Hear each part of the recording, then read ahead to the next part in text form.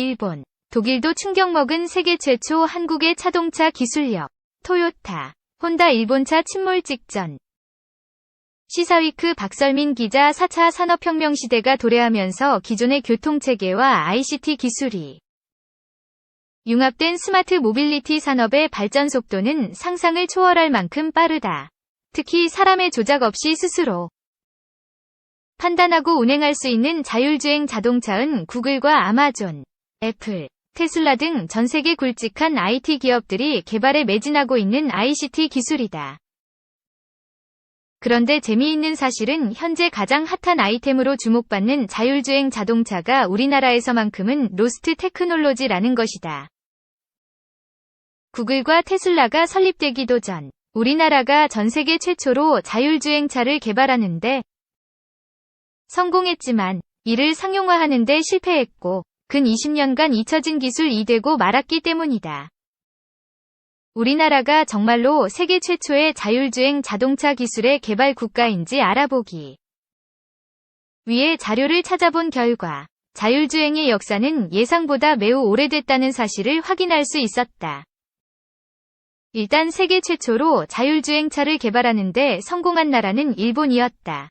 1977년 일본의 스쿠바 대학교 기계공학연구소에서는 시속 30km의 느린 속도로 지정된 구간을 달릴 수 있는 자율주행 자동차를 개발하는 데 성공했다.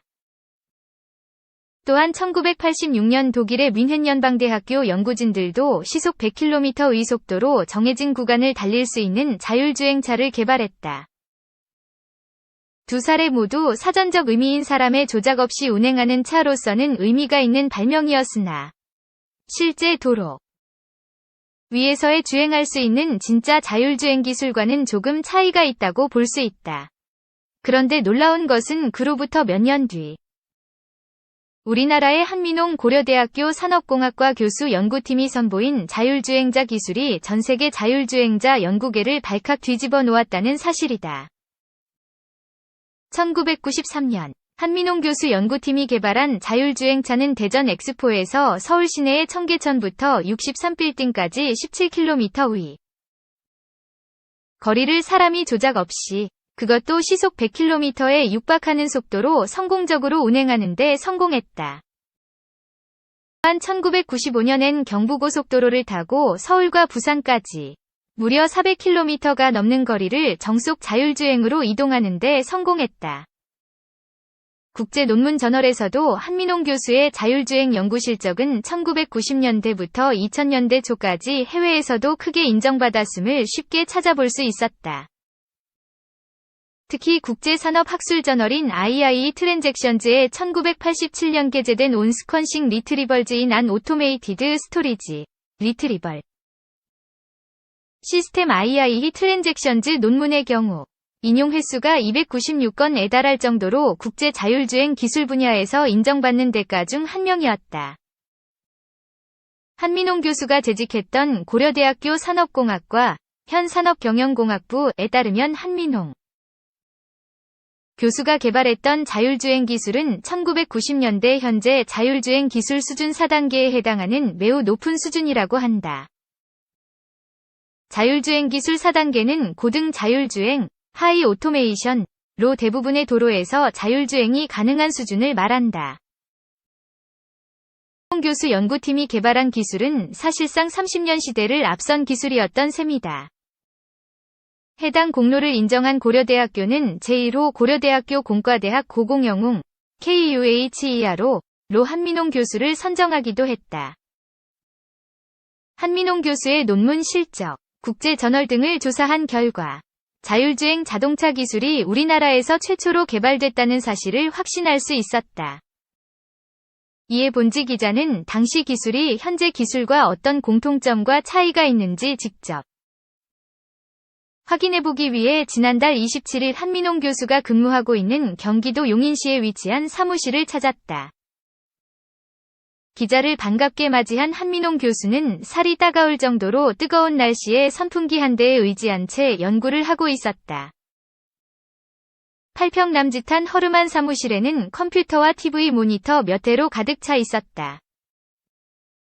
우리나라 아니 세계 최초의 자율주행차를 발명한 과학자에겐 모자란 처우란 생각도 들었다. 두 눈으로 확인한 자율주행 영상은 매우 놀라웠다. 지난 1995년 촬영한 것이라고 밝힌 해당 영상에서 자율주행차는 앞에서 다른 자동차가 추월을 할 경우 순간적으로 속력을 낮추고 차선을 바꾸는 등 실제 운전자와 거의 비슷한 수준의 주행이 가능했다. 심지어 어두운 터널과 야간 주행까지 안정적으로 하는 모습은 현재 세계 최고 수준의 자율주행 기술을 보유했다고 평가받는 구글이나 테슬라와 비교해 봐도 전혀 뒤지지 않는 듯 했다. 더욱 놀라운 것은 이때의 기술과 현재 자율주행 기술의 기본 원형은 큰 차이가 없다는 점이었다. 실제로 한민홍 교수가 개발한 자율주행차는 GPS를 통해 정해진 목적지까지 이동함과 동시에 실시간 감지 센서로 차량 앞에 장애물이나 타 차량 등을 피하면서 운행하는 방식이었는데, 이는 현재 구글, 테슬라 등이 사용하는 기술과 원천적으로 똑같은 기술이다. 한민홍 교수는 당시 연구팀에서 개발한 자율주행자 기술 수준은 4단계에 달했다. 지금의 기술과 달라진 것은 훨씬 더 정교해진 GPS 기술과 라이다, 리더, 레이저 펄스를 발사해 그 빛이 대상 물체에 반사되어 돌아오는 것을 받아 물체까지 거리 등을 측정하고 물체 형상까지 이미지화하는 기술 정도라며, 소프트웨어 측면에서는 인공지능, AI, 위 발전으로 더 높은 수준의 자율주행이 가능해지고 있다고 설명했다. 그렇다면 이처럼 뛰어난 기술을 가지고도 우리나라가 세계 자율주행자 시장을 주도하고 있지 못했던 이유는 무엇이었을까?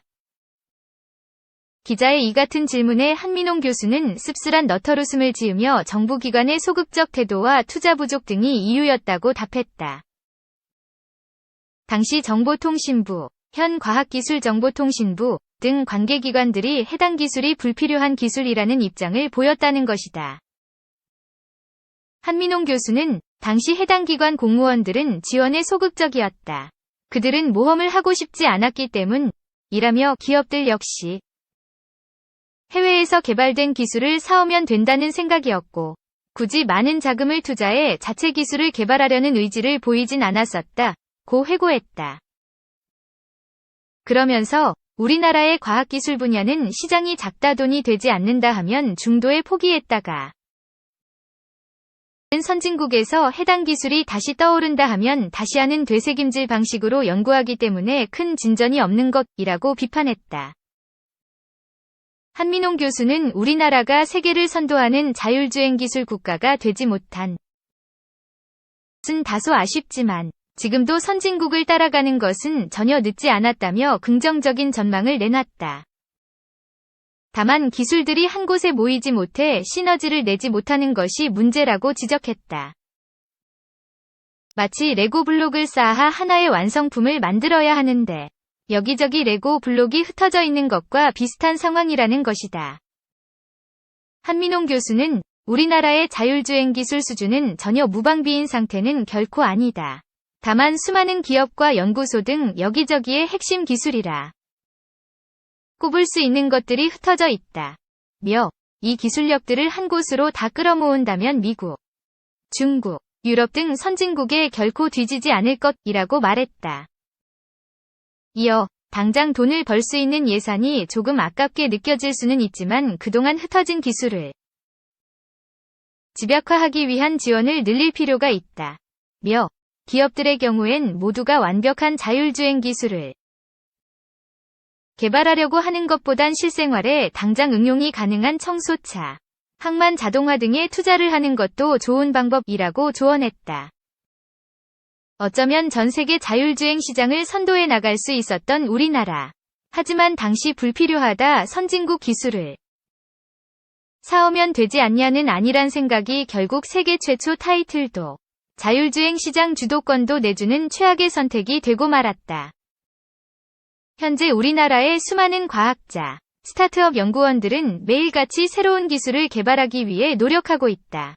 이들의 피난은 노력이 과거 한민홍 교수의 자율주행 기술처럼 우리나라의 로스트 테크놀로지가 되지 않도록 정부와 기업들의 관심이 필요하지 않을까 생각해본다. 2. 사이언스 인 비즈. 자동차 5강 한국. 46년 전 포니가 없었다면? 현재 우리나라는 5대 자동차 생산국이다. 올해 1에서 8월 전 세계 공장에서 생산된 우리 자동차는 총 235만 대로 중국, 미국, 일본, 인도에 이어 5번째다. 특히 8월 들어서는 자동차 강국인 독일도 따라잡았다. 주요 시장에서 우리 브랜드 점유율도 10%를 넘는다. 올 9월 기준으로 미국 시장에서는 11.1%, 유럽 시장에서는 10.1%가 현대자동차, 기아, 한국 GM, 쌍용, 르노 삼성 등 우리 자동차다. 최근 수요가 급증하고 있는 친환경차의 경우에도 강세가 두드러진다. 지난 9월 한 달간 사상 처음으로 친환경차 수출액이 10억 달러를 돌파했고 수출 대수도 최다를 기록했다. 전기차, 하이브리드차, 플러그인 하이브리드차 등 모든 종류별로 수출이 증가하였다. 가까운 미래에 게임 체인저가 될 자율주행 분야도 우리나라는 세계 1등이 되기 위해 노력하고 있다. 현재 자율주행차는 운전자 개입이 거의 필요하지 않지만 특정 조건을 넘어서는 경우에는 개입을 필요로 하는 레벨 3 수준이다. 테슬라, 벤츠 등 선두 기업이 레벨 3 차량을 내놓았고 우리나라도 내년에는 레벨 3 차량을 시판할 예정이다. 특히 자율주행 분야는 전통적인 자동차 기업 외에 구글, 애플 등 글로벌 IT 기업이 경쟁에 뛰어들고 있다. 우리나라도 현대차, 기아 등 기존 자동차 기업 외에 LG나 라이다 등 센서를 생산하는 벤처기업이 등장하고 있다. 자동차와 IT 산업 경쟁력을 잘 결합한다면 현재 목표로 하고 있는 2027년 완전 자율주행, 레벨 4, 세계 최초 상용화도 달성할 수 있을 것이다. 이처럼 자동차 산업은 현재 강국일 뿐만 아니라 미래에도 전 세계에서 가장 앞설 것으로 기대된다. 그럼 그 첫발은 어땠을까? 기술 개발의 역사를 알 수 있는 대표적 유산이 바로 국립중앙과학관에 전시되어 있는 포니와 알파 엔진이다. 포니는 우리나라의 고유 모델 1호이고, 알파 엔진은 독자 엔진 1호이다. 포니는 현대차가 1975년 12월 1일 울산 공장에서 양산을 시작하여 본격 출시된 우리나라 최초의 고유 자동차 모델이다. 이전까지의 모델은 외국 자동차 회사 부품을 수입하고 조립하는 수준으로 라이선스 생산 방식으로 들여온 것들이었다. 포니의 개발로 우리나라는 아시아에서 일본에 이어 2번째, 그리고 세계에서 16번째로 고유 모델을 생산한 나라가 되었다. 포니는 출시되자마자 시장에서 선풍적인 인기를 끌었다. 출시 첫 해인 1976년 판매량은 1만여 대로. 그해 우리나라 자동차 판매량의 약 40%를 차지할 정도로 인기가 많았다. 1982년 포니 2가 나올 때까지 단일 차종으로는 국내 최초로 30만 대를 생산하면서 1980년대 폭발적인 자동차 시장 형성에 불을 지폈다. 또한 포니는 국산 1호 수출차이다. 출시 첫 해 7월에 중남미에 위치한 에콰도르에 6대를 처음으로 수출하였고 이어서 같은 해에 중동에 위치한 바레인에 40대를 수출하였다. 현대차가 고유 모델 개발에 뛰어든 이유는 오일 쇼크 등으로 내부 위기를 맞았기 때문이다.